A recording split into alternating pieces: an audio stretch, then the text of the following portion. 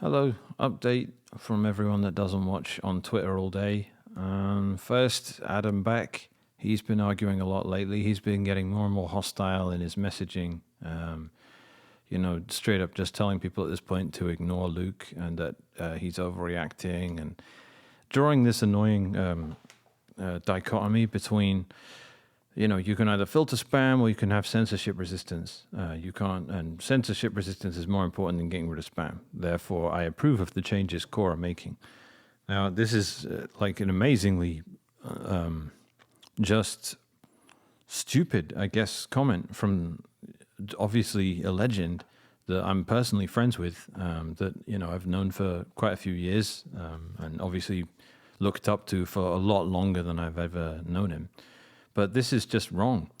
Bitcoin censorship resistance is, as he says, it's amazing and it's one of the best things about it. But you have to understand why we have it. You can't ascribe that quality to a characteristic or a trait of Bitcoin that has nothing to do with it. Bitcoin has been really censorship resistant. It has successfully resisted censorship for as long as I can remember. I don't think it's ever been censored. But that's during a history where nodes the entire time were doing what they want with their mempools. They weren't being told that they had to relay everything and that was where its censorship resistance came from in Bitcoin, because it's not. Censorship resistance in Bitcoin is because anyone can mine a block. And if you mine a block, the chances are other people are going to mine on top of your block rather than try and replace it and reorg the chain to get rid of what you've done. That's what gives Bitcoin its censorship resistance, because it's just very expensive to go and rewrite the blockchain and try and, cherry pick naughty transactions out of it, because it's hugely expensive to do that, and miners aren't motivated to do it. Now, when you call into question that censorship resistance is when you have really centralized mining, because right now there are, for all intents and purposes, only a couple of miners on the network, i.e. Foundry and Bitmain. And those guys, they do have the power to unilaterally go and remove stuff from the blockchain if they want. And that's a problem, and that's why Ocean is focused on decentralizing template construction and making it so that giant pools don't act as one giant miner. Instead, they just act as a reward coordinator, a reward split coordinator for thousands of miners. And that's the way it's supposed to work. And Ocean hit 17 exahash today, which is incredible. That's, we're racing up. A year ago, I was worried we'd stay above 1 with any sort of consistency. So we're way outpacing network difficulty. It's really great. So anyway, back to the topic. If you don't understand why Bitcoin is censorship resistant, if you think that is a result of nodes having to relay as much data as possible, then you don't understand why it has it. And if you don't understand why it has it, then you won't understand how to keep it. This is just straight up misunderstanding. And I was more disrespectful than I usually like to be, especially with legends like Adam last night when I said, you don't understand how a tool is being used. You're thinking a spam filter is a tool that must be used to censor, and you're celebrating the fact that people sometimes get around spam filters by saying, and isn't that great? Bitcoin is censorship resistant.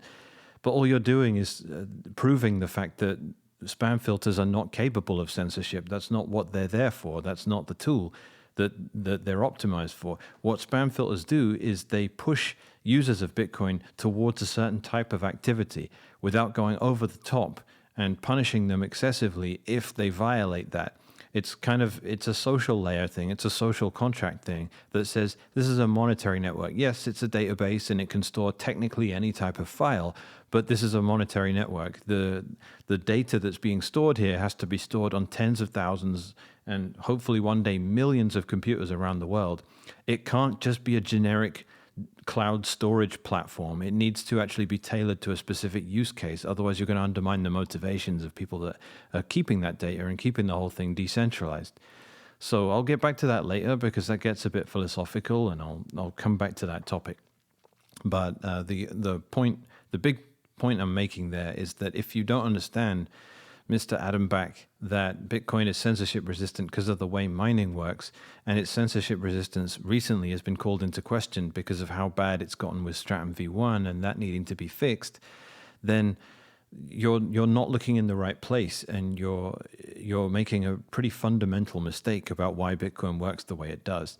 It's a lot of people are really struggling to see this as being a genuine misunderstanding rather than actually something funny going on. But I don't know. I don't think so. I think it's just a little bit of, hubris, because he keeps going on about information theory and quoting, the internet treating censorship as damage and routing around it, and pointing at spam filters being evaded as being an example of that. But it's overly theoretical, and these are adages that just don't apply to Bitcoin, because Bitcoin is unique in the way it works. It's not, you don't get to just dump on these adages from the internet itself and other protocols. They don't quite translate. So this is just a bit like, I know I'm a kid and I know I'm some Twitter guy, and you're a legendary cypherpunk that was, thwarting the NSA when I was not even born yet. I get it. All due respect, man. But censorship resistance in Bitcoin has not been a result of me not having spam filters, because I've always had spam filters, and so has everyone else. That's different. Fortunately, Bitcoin conforms to these ideological principles that most libertarians hold, which is that you can't coerce anyone to do anything, and you can't make appeals to altruism without having to tie it back to some sort of selfish motivation. And that is the premise on which you can construct, something that's game theoretically sound.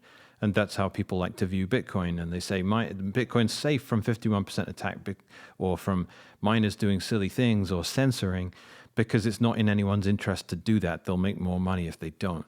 And then when that line of thinking, people apply that to every part of Bitcoin and go, yeah, we're good. Why would anyone develop on Bitcoin? Well, it's because they own Bitcoin and they want it to work better. So and attacks on Bitcoin make people defend those attacks and make it more decentralized. Like, it's all supposed to be so self-reinforcing and fixing. But the part that always gets left out of the conversation is nodes. And again, I'm going to return to that topic at the end of the video, where I talk about motivation for running nodes, because this is always the question mark.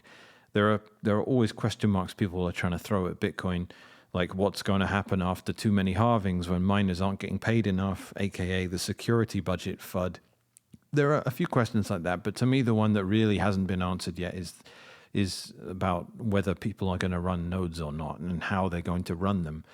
But like I say, I'll come back to that. So more drama.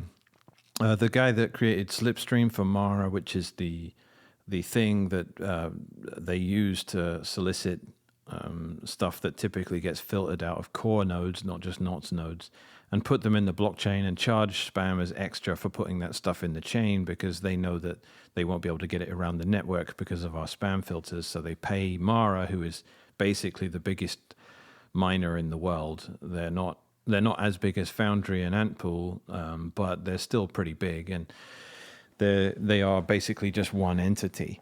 So they get to be the biggest miner, like for real. Like Foundry isn't a miner exactly, because it's made up of lots of individual miners, but Mara is basically just one entity. I think they're not that monolithic. Like, I know they're spread out over different countries and they probably have joint ventures and stuff, but for all intents and purposes, they're basically the biggest miner in the world. So they can sell block space at a premium for stuff that can't get around the network, and they can guarantee it gets in the chain within a day. If it's a bad day, they can still get it in, and they're probably going to get they're going to get about a block an hour on average. They're doing, they can make those kinds of promises. But anyway, the guy that runs that for them launched an attack. I mean, I want to be careful with my words here, because he said we're going to basically, his idea was that he could trick NOTs nodes into constantly having to upload block data to his peers that he was creating, that would continually pretend to be a new node that needed to download the blockchain again, download it all from NOTs nodes, and then delete it and then download it again. And because he has a list of IP addresses of NOTs nodes, find the ones that are on Comcast, because that's an ISP that has a cap on it, at least in some states, and deliberately attack until they get either fined by the ISP or just have their internet cut off. And he did this in a room full of giggling core sycophants, and everyone was pretty disgusted by this. And he sort of said, I never really did it. And, he's been unclear about whether he actually did it or not. And he gave some sort of apology, like, I'm sorry you got upset that I was doing that, not that I did it. I don't know. He's tried to do a whole bunch of equivocation about it. There's nothing really good about it. A few people have been like, oh, it's white hat hacking, it's adversarial thinking. It's obviously not. Yes, Bitcoin can be made more resilient by making that kind of attack difficult to do, but at the same time, you don't, like, if someone attacks me, I can say thank you. I can show gratitude for having become stronger as a result of learning how to deal with that attack. But it's not appropriate for me to just give up and not defend myself and pretend everything's fine. You have to actually launch a defense, and that does require, treating your adversary as an adversary, not as someone that's just trying to help you. It's not a parent of the Bitcoin network saying, hey, I'm going to help you out. So that's a little bit misplaced, having that kind of, NVK had that attitude. He's like, why is everyone crying about this attack? I thought we're supposed to have an adversarial mindset. And I'm like, yeah, I get the theory of that, but you never act like that when people come after Cold Card. You go absolutely ballistic at people that throw any sort of, of that kind of energy at you because you're human. That's how humans work. If someone attacks you, like I said to him, if someone attacks you and you stand there with your arms folded going, this is great, I'm being attacked. Then you're not defending yourself, are you? And there's a reason people went ballistic about it. And he sort of has had this, I don't know, he said he was going to quit the bit devs in Portland, which a few Bitcoiners I know go to. I don't know if he has. All in all, pretty shameful, to be honest. Like, this white hat hacking means, telling people that this is an issue and creating some sort of fix for it in core and knots, because this is not just an issue in knots, it's an issue in core as well. But as I've said, I don't think it's really something you'd want to fix, because nodes actually help each other out on a pretty good faith basis. It's not very practical for me to start saying, I think you've downloaded the blockchain before, I'm going to ban you permanently based on your IP or something. Like, the attackers could get around any heuristic we used to try and defend ourselves there. And you're more likely, unless you're very careful with how you implement a remedy to that attack, you're more likely to just make IBD worse for new nodes. So the fact that we kind of have some goodwill there is a good thing. Like, I run a listening node. It has usually around 140 inbound connections. That's usually that's going to be a lot of people bootstrapping new nodes, and I don't want to have any sort of resource cap on that or have any attitude of hostility towards people trying to do that. I want people to be able to bootstrap as quickly as possible. I have a gigabit upload, so they're not going to have a bottleneck of bandwidth. I want to make sure that people can get online quickly as possible when they're running Bitcoin nodes. So I'll leave that there because it's not particularly interesting. I don't think there was like a sincere apology about it. It was more just equivocation. There was some comparison with Garbage Man, which is, Garbage Man's a defensive mechanism against Libra Relay. I'm not going to go into detail on that because it's kind of bait. I'm being baited into having to make my own apology, and I'm not going to. Libra Relay is just a straight up attack on the Bitcoin network, and Garbage Man was a defense against it. And comparing what Portland wanted to do with the NOTS nodes to that is nonsense. No one was outraged about Garbage Man except Peter Todd, who immediately tried to initiate lawfare against me and Ocean when we did it. And that's what gave rise to this hilarious meme of arguably a CFAA violation, which we have on shirts now and which I plan to wear to more conferences because it's really funny. So I got told, generally to be better. Like, Portland during his apology basically said it's me that's bad because I am, core devs are facing a hell of a lot of hate at the moment, and people are sending them presumably death threats and stuff like that, and it's somehow my fault. And I was a bit kinder than I should have been in my response to that because it's such bullshit. Core are the ones that are responsible for people being angry with them. If some people take that too far, I can't control that. If people are being ridiculous and sending death threats and stuff like that, I'm not going to sit here and be like, no, be nice. It's nothing to do with me. People are responsible for their own actions, and I'm not going to temper my message down because what Core are doing is downright betrayal of Bitcoin.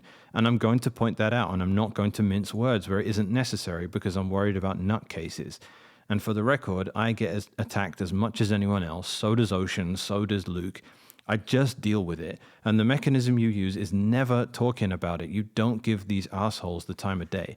If someone is doing weird stuff, if I'm getting psychopaths attacking me, keyboard warriors, what you do is I'm never going to go into detail about it. Because if I do, they're just going to get attention. It's going to give them some dopamine spike, and they're going to go, that's going to become their life. Instead, they just get ignored. They die in darkness. People that are doing abusive stuff online can be ignored. If someone's coming up to people in person, that's very different, right? But it tends to be very unlikely that they do that. Someone might send a very nasty message to someone over Twitter. The chances that they're going to fly to some conference and hunt down a dev and attack them physically is infinitesimally smaller than them, being inappropriate online. So I'm telling everyone, welcome to being a public figure when the stakes are high. People get upset, people get emotional, some people cross the line, some people really cross the line. It's part of it. I'm sorry it happens. If someone is messing with you, tell the police. I'm not going to start pretending Core aren't attacking the network to try and lower the temperature here. People are pissed off, and rightfully so, and if some people take that too far, that's on them. It's got nothing to do with me. I do not have control over the NOTS movement. I see people posting inappropriate stuff all the time about Bitcoin Core, and I always want to jump in, and then I go, it's nothing to do with me. They are their own person. Anyway, rant over on that regard. We have Kala, who is the maker of Cashew, and that's a custodial service, and I do see this guy be just... This is where I get into the limit, like if I want to be kind, philosophical about it, language is limited. So when we have a platform like Twitter where you're just looking for mic drop, soundbite, one sentence bangers, and you're using something as limited as language to try and communicate two different sides of a complex topic, I get it. It looks like the other side is lying all the time because they always lack the nuance, and you don't need to include the nuance because you're just right. I do try and pay homage to that fact and give context for everything all the time. And occasionally I will say things that are going to be annoyingly obtuse from the Core side. I get it. But when I see Kala say stuff like Knots only has one dev with hundreds of people liking it, I just think that's a blatant lie. There is more than one developer on Bitcoin Knots. I see multiple developers. Is the implication deeper than that? Is it the fact that basically nothing any other dev does it can make it into Knots without Luke's blessing? That's a reasonable thing you could infer from that. Luke has been maintaining this thing completely by himself for like 13 years now, so he's going to have his own idiosyncratic process, which resulted in the, Knots 29 is about to come out. And this is another funny bit of drama because we're testing that at the moment, and most of the discussion around what's going on there is happening in Discord, which is not GitHub, of course, but all the code is on GitHub. Anyway, someone was tweeting about running Knots and being a man or something like that, and a bunch of Core sycophants jumped on and were like, where's the code, bro? Where's the code? And this guy got defensive and was like, well, I don't know. I found it in Discord, but I've been asked to operate, with some discretion here. And everyone went like, lol, it's closed source now. And, Antoine and Instagibbs were on there, and Vortex, I think, dunking about Knots development being closed source. And this is not true at all. And I linked to the release tags on GitHub, which contains all the changed code, which is just a bunch of rebased Core pull requests. That's all it is. And it's a weird way to do it, but after talking with Luke about it, it doesn't seem like there's any way GitHub allows you to fork a project and make everything look the way it needs to look, the way people are used to with the parent project itself. So Bitcoin Core is not a fork of anything. It's just its own parent repo. And everyone has a way they're used to using for reviewing code there. Knots doesn't work the same way, but all the source code is still there.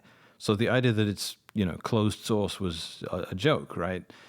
And that was, again, we had some counter-dunking fun saying, Bitcoin Core don't know how to use GitHub, and that wasn't as that shouldn't have. We had more fun than was perhaps warranted with that, because obviously they know how to use GitHub. But again, if you're going to start throwing around allegations like Bitcoin nonce is closed source, then it gets hard not to respond in kind by saying you guys don't know how to use GitHub. And it's generally a race to the bottom of people insulting each other's intelligence and having no integrity whatsoever. But it was funny, so I guess these things happen the way they happen.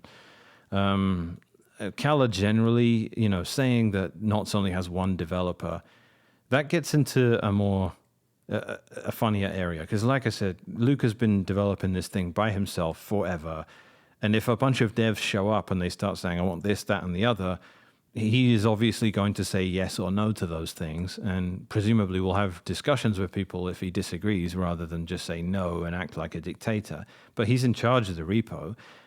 But when it comes down to this particular topic, compare it with Core. Core only has 5 developers, if we're going to act like those are the people that decide everything. And then if people want to be nuanced about that, they'll point out that, well, it doesn't have just 5 maintainer developer people. There are more than that. There's a whole community around it, and there's a process for how stuff gets approved and merged into Core by those 5 people. Right, and that hasn't really manifested in Knots yet, because until freaking yesterday, only 1% of the network was running Knots, and it was very, very close to Core, so it was just something that had a couple of things that Core didn't do that Luke needed there to be, because he has this steadfast commitment to the fact that the users should be able to configure everything where possible, and Core shouldn't centralize stuff like Mempool policy. And, loads of other things that he will hold steadfast to that people will dismiss until 10 years go by and they go, oh yeah, he was right about that. That's classic Luke versus the rest of Bitcoin, right? It's why I get to work with the dude, and it's why I get to, it's why I take the position I do on so many of these topics. And even Adam, who, I started off the video talking about, has celebrated Luke a lot for being someone that's right when everyone else is thinking one thing, Luke thinks something else, and it turns out Luke's right. So he's done that a bunch. But to the point that people are making, Knots is not going to have some hammered out, ironclad process yet that is somehow satisfactory for something like Bitcoin moving forward. It's got to emerge. And this is where people keep putting the cart before the horse. They're like, really, everyone's going to use Knots now, are they? It has one developer, which is no longer true. For the most part, it was kind of true, except that I keep making that point that Knots is Core. So it is all the code written by Core. If I ever did just straight up say Knots has one developer, then that means Luke wrote it all and he's taking credit for everything Core did, which they would dunk on us for that if we were saying that for being a lie, right? So I can't just sit here and say, okay, Knots is just Luke. If I do say it's just Luke, then it's just wouldn't be true. It's Core plus Luke, which means it's really good software, and there's a reason 17% of the network can run it, and we haven't had a cataclysmic failure because it's got all of the developers of Core contributing code to it just unwittingly for the most part. But anyway, like I said, there's no hammered out process yet. So people start saying, is everyone going to switch to Knots? It sucks for all the following reasons. It doesn't have what Core has. It doesn't have the kind of ecosystem built around it. It doesn't have as many eyes on it. It doesn't have as many developers directly working on it. It doesn't have as many people signing and building, the GUIX builds every release cycle. It's slower to come out with some things like, I get it, but those things will come if people start liking it, and that's what started to happen. There are these 2 devs, Ataraxia and Big Shiny. They just showed up out of nowhere and started submitting pull requests into Knots. They're not stuff that went into Core that then gets rebased. It was stuff just straight up into Knots. And they're here now, so if anyone wants to tell me there's only 1 dev, I'm going to say, no, there's 3, but that's just Core plus 3 instead of Core plus 1. So it's going to get better. I can't see people holding on to politics and being tribal for that long, unanimously at least anyway. If Knots grows and grows and grows, which it has been, and there's more and more blocks found by miners using Knots to construct their templates instead of Core, then it's just a matter of time before it continues to, get more and more resilient and spread its wings. And I'm pretty sure that's going to be a bumpy ride. And I'm sure there's going to be embarrassing disagreements that happen in how core progresses, how knots progresses. But that's just life. It's going to be messy. And I'm under no illusions that knots is sitting here and it's going to be everyone just runs knots with spam filters and there's no more spam anymore. And knots is great because Luke is great. And that's all that was ever needed for Bitcoin to succeed. Obviously, that's not sustainable, and everyone knows that. We're going to have to progress here, and we're going to have some interesting conversations about how we do it, and hopefully we avoid stupid things like power struggles and all that kind of stuff. I already saw Samson saying he wanted to, he jumped on it very quick when the people started getting annoyed about me getting kicked off GitHub and other people getting kicked off GitHub during the op return pull request. And, Samson said publicly, not about knots. I'm thinking of starting my own thing.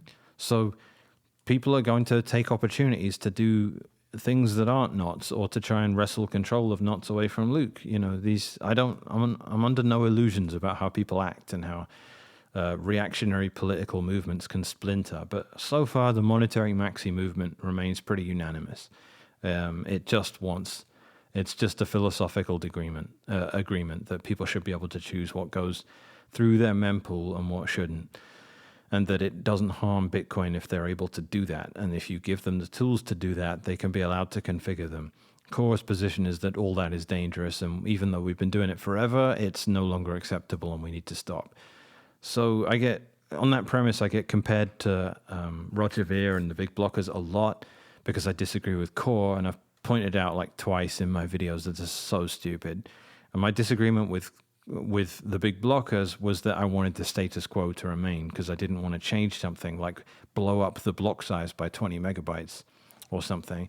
And now my disagreement with Core is similarly because I want to keep something the same. I want to carry on filtering spam. I want to continue having mempool policies that discriminate against non-monetary activity because I don't believe that harms Bitcoin. And I think that the harms they've cited, particularly centralization of mining, have occurred due to other far more significant factors, as mentioned, Stratum v1, and the fact that thousands of miners all work on one template because they're all using a pool that creates the template for them. And that's because that's how the Stratum v1 protocol works. And if we can fix that, we'll decentralize mining. And at that point, the nodes become the boss again. And I'm going to get into nodes at the end of this because that's all that I really want to talk about. And I guess that's where we've come to now. I think I've covered everything in my list here. So the motivation to run a node in Bitcoin is the question mark because people need to do it. And if you've been walking around telling people for the last 10 years that Bitcoin is better than crypto and that crypto is nonsense, and you've been drawing that line in the sand, loads of people say it's a meme now, Bitcoin, not crypto. And we get triggered when Trump stands up and says, hey, I'm gonna make this the crypto administration. We're all just like, Bitcoin, not crypto. It's a meme. And I've been constantly pushing people to understand why that's there. And it is a cultural phenomenon for the most part. Crown Lightning has highlighted that really well because he pointed out that you can change the supply schedule of Ethereum and you can change the supply schedule of Bitcoin. It's in both cases, technically it's the same thing. You just change some code and you have people run that new code. But in Ethereum, it's trivial to do. In Bitcoin, it's basically impossible to do. And that's basically a cultural phenomenon. So you can't knock the culture because it's what keeps everything together. But the culture is not necessarily going to manifest as people straight up doing what they need to do to keep the network healthy. And the main factor in that is running a node. Luke, I have it at the square root of the network of users need to be running their own node. Luke has it at 85%. So Luke's sure that Bitcoin is ultimately just going to die. I'm not, but either way, I look at it as the motivation to run a node has always been somewhat precarious, I guess I want to say. There's a better word for that. it's always been the case that since, light wallets came out, SPV, Electrum servers and stuff like that, it's pretty much been the case for a long time that Bitcoiners wouldn't necessarily need to run a node to be able to own some Bitcoin and mess around and do some transactions or do whatever. It's been a thing for a long time that you didn't need to run a node to do that. You were happy asking a third party for permission to do it, which means asking someone else running a node to do it on your behalf. And the problem with that is the more people do that, the more like a crypto we are. Because that's basically the only thing that separates us from crypto, is the fact that Bitcoiners don't ask for permission. They validate, verify, and do everything directly with the network without a middleman. Enough people doing that gives you some confidence in the rules not getting changed on you. And unfortunately, that's kind of an ideological thing. That's not... we do make appeals to the fact that if you get sent Bitcoin and you didn't use your own node to verify it, you might not have that Bitcoin. And if you don't have a node to broadcast your transactions, the trusted third party doing it for you might decline to broadcast your transaction. But these are kind of weak motivations, let's be honest, because 99.9999% of the time, if you go to some public block explorer, which is a reflection of someone else's Bitcoin node, and it says you have the Bitcoins you think you do, you probably do. And if you want to construct a Bitcoin transaction and send it using a light wallet that connects to like someone else's backend, like Trezor's Electrum servers or Electrum's Electrum servers or whatever, that it's going to get broadcast to the network and it's going to end up in the blockchain, assuming it has, a high enough fee and it's a valid transaction. So that's, unfortunately, Bitcoin works really well if you're not running a node and you want to be a Bitcoiner. That's unfortunate because that means we have to create this culture that says you need to run a node because it's a good thing to do. It helps the network. And we have to, and it becomes somewhat a virtue signal. That's not great because those don't tend to be something you can rely on. Like, we're not asking people to mine out of the goodness of their heart and raise the network difficulty really high so that no one can 51% attack their chain maliciously. No, we're paying them. We're paying them 300 grand every 10 minutes. And that's because we really need them to do this. And we need them to lose that much money if they ever turn into attackers. So there's no equivalent for nodes. No one gets paid to run a node. It's just this very, very loose inference that, or implication that if they don't, they might get robbed or they might get denied permission to transact someday. But Bitcoin is also pseudonymous. So how are they going to censor you if you don't use a node and you use someone else's when they don't even know who you are because you're just using a bunch of public Electrum servers? They probably can't. So the trouble is, again, Bitcoin is pretty usable if you don't run a node. And this is the block size war, again, which is being brought up so much, everyone's sick of it being used and invoked to explain the current war, but it's relevant because the motivation was, dude, who is going to run one of these things? Like, we've kept the blockchain as small as possible. People were telling us we need to make blocks so big that the entire world can buy coffee on chain. Satoshi himself said the eventual solution with block size will be to not care how big it gets. And this was just so wrong because we're saying no one's going to run one of these things. There are far too few of us doing it at the moment anyway. And if you dump an extra burden on them, like telling them blocks are no longer 1 megabyte, but they're now 20 megabytes, and they have to buy, they're not going to be able to fit, their 1 terabyte drive is going to run out of room in like 3 months instead of a few years, then all you're doing is saying to them, hey, you're holding the entire network together here, thanks. And by the way, now you have to store 20 times more data for a completely unscalable approach, or a completely unsustainable approach to scaling, right? So that was our response to the big blockers. Guys, you're not actually scaling Bitcoin. You're just placing a massive burden on people that run nodes, and we already have not enough of a motivation for them to do it anyway. And you're just making it more annoying and more expensive. So, no, that's a stupid idea. That was the entire freaking 3-year block size war in a nutshell, was what I just said. It doesn't work if you go down that route.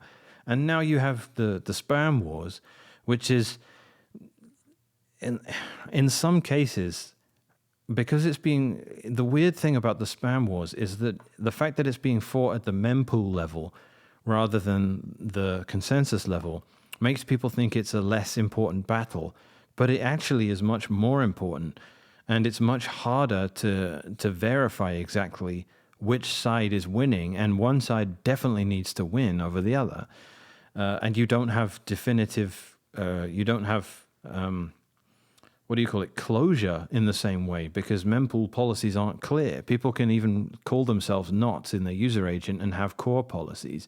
It's really hard to know. So relaying spam is, we're being told, the big blockers were telling us people are going to not have access to the chain if you don't add a lot more block size as a resource available to us. People are just not going to be able to transact, and they're going to have to use trusted third parties, and that's a disaster. Agreed, it is, but you don't have a solution, unfortunately. And now we're being told in the current environment that mining is going to become centralized, even though it already obviously is, if nodes aren't relaying the kind of stuff that's typically ending up in blocks. This is Core's position, and to be fair to them, it's correct. It's not a genuine concern, but it's not something you can point out as technically incorrect. It's technically correct. If miners are filling up blocks with stuff that nodes typically aren't relaying, then those miners are going to have their blocks propagate more slowly around the network, and that's going to give the big spam miner a little bit of an advantage over all the other miners on the network, because they get mining on top of their own block more quickly, and that's a fact. But the problem is, mining is so centralized already that the fact that they can do that and have an advantage over other miners means we're relying on their benevolence at this point, because you don't need, even if nodes agree to relay all the spam they possibly might want to relay, a massive miner like Foundry can just put in a bunch of unknown transactions into their blocks and exploit the same mechanism. They can even just hold on to their blocks for 3 or 4 seconds before broadcasting them around the network and give themselves a head start. The problem is they're just too big, and Bitcoin doesn't work if you have a miner that's just too big. We know that mining can't be centralized, and that's the only environment in which you need to care about it. And spam filters are not why we ended up in that environment. We ended up in this environment because miners aren't making blocks or running nodes. They're just getting one giant pool to do it for them. That's how we ended up with centralized mining. So while they're technically correct about the mechanism by which mass spam filtration, blocking stuff, which is ending up in blocks anyway, being beneficial to the biggest miners on the network, yes, they're technically correct about that. It's just that context I just gave means it's not a real issue. And what's the cost of us yielding to that rationale? If we say, let's start relaying as much arbitrary data as possible as a public service to the Bitcoin network to make sure spammy blocks get relayed as fast as possible, all the biggest miner has to do is just fill up their blocks with unknown transactions. And then the exact same problem still occurs, and they still get an advantage over the smaller guys. It just means their attack switches from being accidental by virtue of us filtering their spam, which they still have to solicit, so it's not accidental. Slipstream by Mara is not an accident. They didn't build that by accident. They deliberately went around the network filters, and now their blocks propagate more slowly, and that gives them an advantage over smaller miners because of how big they are. And they haven't even come to that conclusion. They started sub 1 sat per vbyte, and they decided to stop that because they were saying too many people are filtering this. It's making blocks that contain this stuff propagate more slowly. So even at Mara's scale, literally the biggest miner in the world, once, with the caveat that Foundry and Antpool are larger technically, though they're not miners, literally the biggest miner in the world, saying, this is too risky for us adding a bunch of crap into our blocks. It's making them more likely to get orphaned because of how slowly they move around the network. Now, that's the correct dynamic, because with decentralized mining, if we're filtering out spam, any miner that starts putting spam in their blocks, given that mining is decentralized, they're not going to be that big, and therefore they're not that likely to build on top of their own blocks, which means that they're having their blocks take longer to get validated by the network, which means competing blocks by non-spam miners are going to get confirmed more quickly. And they're going to lose in that race, maybe only once every couple of weeks. But once every couple of weeks earning 300 grand and risking that 300 grand for including an extra $20 in spam is definitely not worth it. For including another $1,000 of spam is also not worth it. The subsidy is big enough that miners should be caring a lot more about blocks getting orphaned than they care about squeezing every last penny they can from spammers that openly declare they want to attack the blockchain. So back to nodes again. Why are nodes being run? Why are people doing it? I'm saying we have a disconnect, and there's been assumptions about which side everyone needs to fall on. And back in the block size war, it was nodes just need to deal with it. They need to deal with having to buy massive hard drives, and we've been, dismissed as, storage space is getting cheaper. Just buy a 20 terabyte drive, which is what you'd have needed now if they'd have got. You want to buy a 20 terabyte drive to run a Bitcoin node? Oh, you can prune it. Yeah, technically, but actually it's a pain in the ass pruning your node if you want to run a wallet, and half the stuff you want to do with a node requires it not be pruned. So I'm not just going to sit here and be like, oh, whatever, I can prune it. I still don't want to download 20 terabytes of initial block download and then prune it all after and not be able to be a functioning node for the rest of the network. I don't want there to only be a few hundred archival nodes out there. Miners don't need archival nodes. So those are the people that are definitely running them. Foundry runs a node. Is it pruned? Can be. It's not their problem. But if I want to bootstrap my node, I can't use Foundry to do it because they're not retards and they didn't keep all the archival data because we have massive blocks. No, that's not sustainable, and it's not a thing where you get to just go, sorry, nodes, you've got to deal with it for the good of the network. It doesn't work. And similarly, you can't tell them you have to relay masses of spam suddenly because otherwise something bad is going to happen to the rest of the network. You just need to do this. And I already know, matter-of-factly, yeah, I get it. Miners want us to do it. The biggest miners don't. They would actually benefit from us not doing it for the reasons stated. So in a mask-off moment, Portland said, I disagree with Core, raising the op return limit because I benefit working for a company that gets to charge more adding this stuff out of band using Slipstream. Right, we get it. We understand that motivation existing there and providing an extra source of revenue for a big enough miner that can include stuff in blocks that smaller miners can't because it doesn't get relayed around the network. Yeah, I get it. But their motivation does not match my motivation as a node to want to relay it. It's a very, very tenuous, I guess, connection between what it is I'm being asked to do and what benefit it has to me. If I relay more spam, you're telling me that's going to make it one iota of difference to how centralized mining is. It's just so weak as an argument. It's technically true. It is technically better for mempool policy to unanimously reflect block contents. It is technically true, but it's not a world we're ever actually going to live in. Miners can put whatever they want in their blocks. They can take it from any sources. They can construct their own transactions locally and put them in blocks if they want. There's no reason to think that the next block is going to look something like what's in your mempool. That's an assumption you make. And people keep moving towards that being a valid assumption, and it's just not. It's definitely not the future.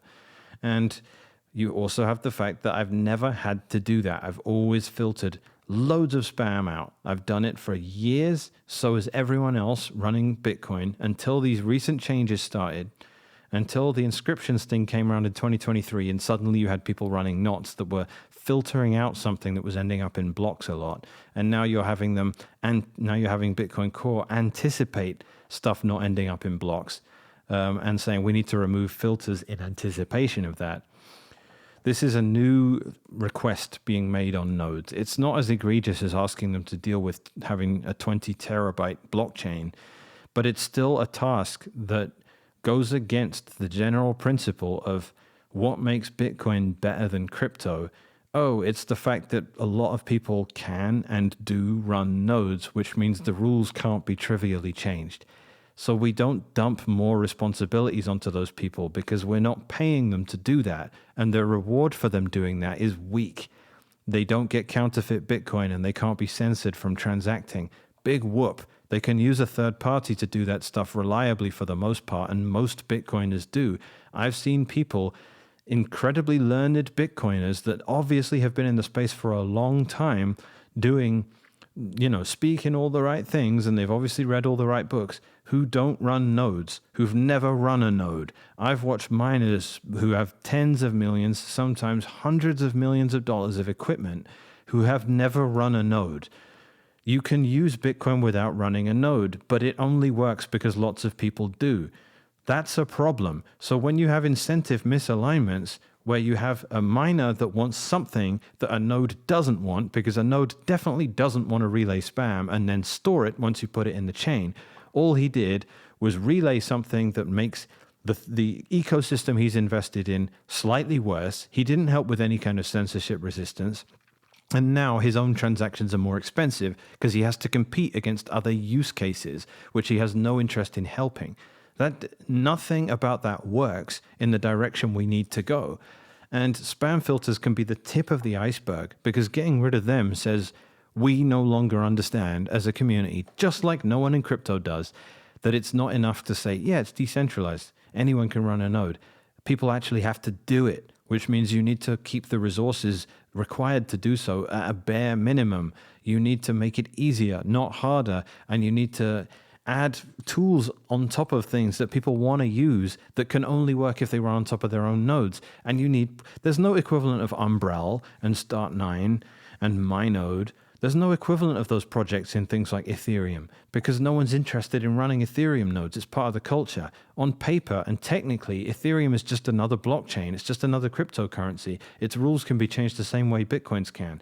But there's a reason it's different, and people have to it's just like why spam filters aren't censorship, because if you're trying to understand why Bitcoin isn't censored, you have to look at the fact that it has spam filters. So that can't be what those do. Spam filters don't censor. So you have to look at how Bitcoin works versus other cryptocurrencies and say, why does this one get to be special?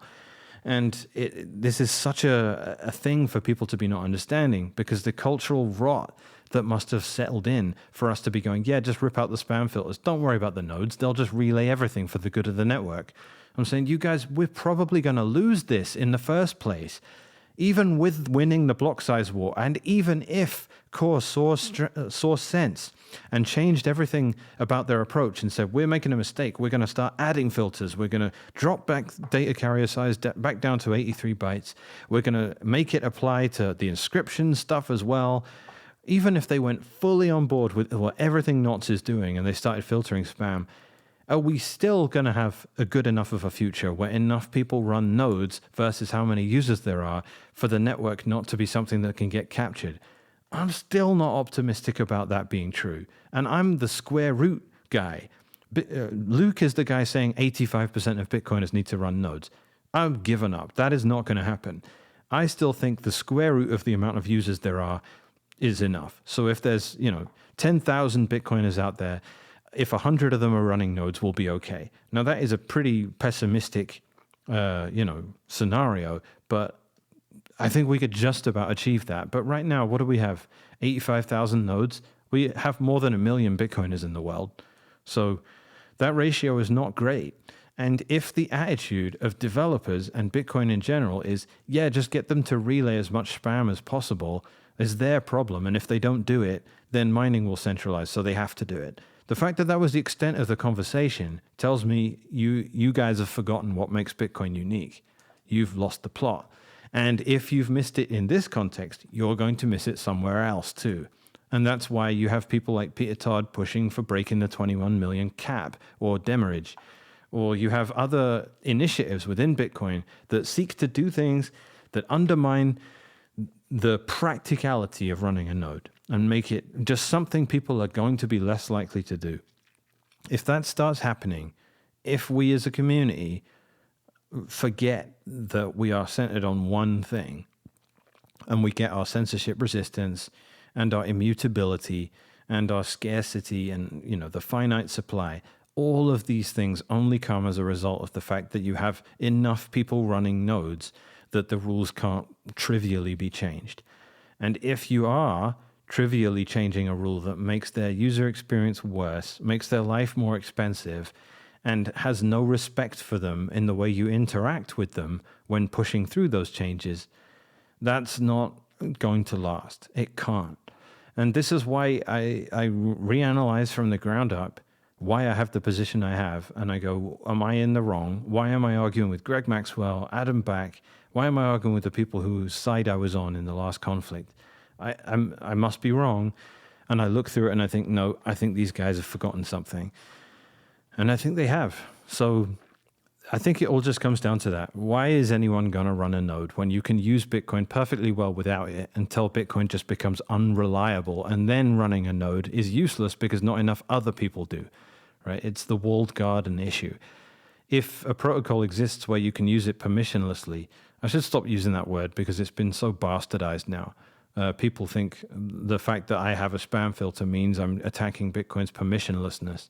But Bitcoin is not freedom to do anything ever.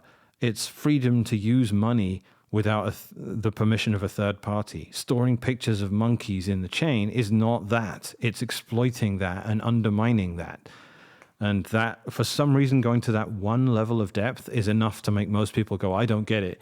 Spam filters are censorship. But anyway, yeah, so I'm saying, lost my train of thought. What I'm saying there is that there's, the motivation to run a node is just, it's so fraught. And no, yeah, that was my point. There are enough people, if there are enough people inside the walled garden that is using Bitcoin via a trusted third party, if we all collectively figure out that that doesn't work because it's a captured protocol, then you leaving the walled garden and going outside by yourself won't just give you what Bitcoin used to give when everyone else was outside too. This is the problem. I don't want to use Facebook, but if I don't use Facebook, I'm going to be denied access to the people that only communicate via meta platforms. Like, some people are only talking to each other via Instagram, WhatsApp, and Facebook Messenger, which means I have to go, if I want to communicate with that person, I have to go inside that walled garden. I can insist on being in the free internet outside the walled garden, but they aren't there. And the problem is there's so many people like that I've been unable to hold back. And now, in order to do my work at Ocean and deal with various people that I have to deal with if I ever go to Latin America, I have to install WhatsApp. I just have to do it. And that sucks. I don't want to do that, but I have to. Same with Bitcoin. If I want to be able to use this protocol in the way that doesn't require third-party permission for anything, if no one else is using it that way, and neither am I go inside the walled garden naively with everyone else, and then we realize, oh, now I can't spend this money anymore, and I'm not allowed to spend more than that amount. Every time I spend Bitcoins, I must, only spend 10% of my balance, and 90% has to go back to the same address again, or some stupid rule like that. Otherwise, the transaction won't get processed. If I go, screw this, I'm getting out of here, and I leave, who am I going to send money to? All of the merchants in the world only operate with inside the walled garden. So Bitcoin is now a captured protocol. I need everyone else to be using it permissionlessly for my permissionless use to actually be worth something. And I don't know how you maintain that if you don't have this attitude that everyone's got to run a node. And if everyone doesn't run a node, it's okay because most people are running nodes. And now it's turned to, okay, most people aren't running nodes, but it's okay because some people are still running nodes. And then once you've knocked that final pillar out, which is, okay, there's only a couple of companies that run nodes on behalf of everyone. The biggest miners run nodes now, but there's only a handful of them. And a couple of exchanges run nodes, but even then, everyone is just using the same back end. Like, look at the mining pools, right? They don't run nodes anymore. The biggest mining pools in the world, apart from the very biggest, don't even run nodes. There are 10 pools out there that everyone knows about. What is it? Binance Pool, BTC.com, Poolin, Brains. These are pools you all know and have heard about for years. They don't even run a node anymore. Bitmain just runs one for them. So if you want to live in a world where Bitmain run a node and Foundry run a node, and okay, via BTC and F2Pool run nodes, and a couple of ocean miners are running nodes or whatever, and maybe Coinbase runs a node, and a couple of other exchanges like the giant European exchange Bitstamp runs a node, and the big one in China runs a node. Amazing, guys. What have we got? We've got and then you have a few big wallets as well. They run nodes too. And a couple of Lightning service providers, they run nodes. What have you got? You've got a dozen nodes on the planet. That's not censorship resistant. That's not permissionless. That's not cypherpunk tech. That's not any different from crypto anymore. There are a few Ethereum nodes out there, but not many. And they will just do what they're told by the developers in that ecosystem. And that would be exactly how Bitcoin works too. So the centralization of nodes is the biggest possible concern. We have centralized mining and Bitcoin is still working flawlessly. It's never been exploited. The fact that the powers that be could phone up Foundry and Bitmain and be like, that's it, we're 51% attacking the network, and they could just do it. And half of their miners are so captured that they couldn't even leave in that scenario anyway, and they would boil the frogs with it, right? They'd only start with a little bit of OFAC compliance or whatever, and then slowly get it worse and worse and worse. They wouldn't just reorg the chain 100 blocks deep or something. The fact that that can happen and it hasn't is because Bitcoin can deal with quite extreme centralization, but it can't deal with centralization of nodes. That does not work. So if that was something that was treated with the appropriate paranoia, then there's no way they'd be pushing through these changes to spam filters, because you're asking nodes to do something else for the good of the network when they already exist in that capacity for the most part anyway, and it's not good enough as a justification. There are just too many Bitcoiners out there that aren't running nodes and that can get away with not running nodes.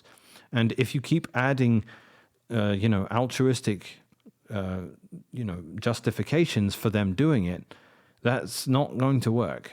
It's just because not enough people are going to do it. They tell me I can't ask miners not to mine spam because altruistic mining could never be a thing. But they're very happy asking nodes to altruistically relay spam because otherwise mining will centralize. Don't get it. I don't understand why we can't be consistent in how we impose our ideology onto this. I am saying that you can ask miners to be self-interested and Bitcoin actually works. And you can also ask nodes to be self-interested and not relay stuff that makes their own experience worse or more expensive. And Bitcoin will work because it always has, because we've always filtered spam. So I don't understand why suddenly an appeal to altruism is being made that is always something Bitcoiners are allergic to. And it bothers me because it's not consistent at all. And everyone espouses that ideology. Everyone's basically a libertarian in this space. So why are nodes being asked to do something altruistic? Why are they being asked to work against their own interest and to do something they've never had to do? And I don't know why people are going to run nodes. And this is the final point I'll make. If people are going to go down the road and think we'll just have nodes in the future, enough people will run them, we will be okay. I think even if, like I said, Core merges all the spam filters we want and sets really sensible defaults and everyone respects them, and even miners start respecting them en masse and Slipstream disappears and all that stuff. If that were to happen, I still don't think we're going to have enough people running nodes to prevent Bitcoin from being captured. I hope we do, and the only reason I continue fighting is because this is the only choice we've got. It's the only option left to us. Bitcoin's the only technology that gives us a fighting chance against a complete one world totalitarian surveillance state that a combination of Orwell and Huxley, every single possible dystopian nightmare possible is coming. It's going to be just impossible to live, and Bitcoin is about the only thing that can give us a fighting chance back against it. I never did expect to win. I just know that I don't have any choice other than to pick up the sword and try and fight this battle. And getting rid of spam filters is just a complete resignation to this project is ultimately going to fail, and there's nothing we can really do to stop it. And taking the most short-sighted justification ever, which is, it'll stop centralization of mining, which is already centralized anyway. And, just these people just have tunnel vision and are looking at these little little tidbits, and they're cherry picking and going, well, this is why we got to get rid of these spam filters. And I'm saying, you guys just need to zoom out. You don't understand the damage you're doing. You're ripping out. I keep using Chesterton's fence as an analogy because he said before removing a fence, you should make sure you understand why it was there in the first place. And these younger core developers are ripping out spam filters that have been in for 11 years in the case of data carrier size. Actually, I don't know exactly when it first showed up, but that was when the op return wars was in 2014. And they're just saying, oh, we can just blow that out to 100,000. It went from 40 to 80. And there was a battle to get that to happen. And now they're making it 100,000. And they're acting like it doesn't matter. I'm sorry, there's just no way you're wrong about that. If I saw a fence in the middle of a field that looked dumb and someone was like, we can just remove that, I would look at it and be like, that thing's been here for years. Are you sure we can just get rid of this? Like, there's just no way I would so arrogantly be like, yeah, I don't need it. Like, I would want to know why it was there, even if this used to be farmland and now it's a national park or something. Like, whatever rule it was needs to demonstrably not apply anymore. And the reason data carrier size is there's a reason for that, and the developers are never invoking that and saying that doesn't apply anymore. They're just saying spam filters are bad. They cause centralization of mining, and I'm saying they've been here forever, and that's not why mining is centralized. And I never get any reasonable response to that. They're just like, look, they only do harm. And I'm like, well, they haven't done any harm, and you never speak to the benefit of them. They just say, well, people have rooted around the filters, so they're not doing... We found a cow on the wrong side of the fence, therefore get rid of the fence. And I'm saying most of the cows weren't on the wrong side of the fence. They were on the correct side of the fence. So the fence was doing something. So don't get rid of it. You don't just get to get rid of a fence because one time a sheep escaped. You still are going to want a fence. So, all right, I'll just end it there. I can't deal with it, guys, because I'm looking at it every day. I'm arguing with more and more OGs, more and more people that should know better. To be fair, there's a lot of people on my side that just are like, I don't know how you deal arguing with these constantly disingenuous people. And I'm like, yeah, I know, it's a drag. And I'm not sick of it, and I consider it an obligation. It's definitely not part of my job at Ocean. This is not Ocean work. This makes no difference to getting hash rate. It might make people more aware of the brand of Ocean, but no miner has ever come to us outside of like much smaller ideological miners. There's no massive company that came to us with multiple exahash and was like, you guys filter spam. Awesome. We want to do that too with our templates. That's never happened, right? This is not a marketing stunt, as people keep implying. So yeah, it's a drag. And all I'm asking, if you feel grateful to me for picking up the sword and fighting this battle, just get involved in the conversation. Be very careful about the things you say, and make sure you're accurate, because they are very quick to assert dominance with their superior technical capability and dunk, but they don't really care much if they're accurate or not, just like accusing Bitcoin knots of being closed source yesterday. But, yeah, get involved in the conversation, and Brandolini's law applies. It's a lot of effort countering bullshit, but the justifications for ripping out spam filters and not maintaining them are bullshit, and someone has to be out there calling it out. It's not easy, and the narratives that you have to combat change every day. Every day it's something different. The fee estimation for a while, then it's centralization of mining, and then it's concerns around block propagation and their implications for centralization of mining. And it doesn't. Those are kind of the lines it usually goes along, but. It's a drag, but it's a civil war and it's a decentralized network, so we don't really have much choice other than to just take it upon ourselves to do what we need to do to make sure Bitcoin doesn't fall into disrepair. So yeah, thanks for watching.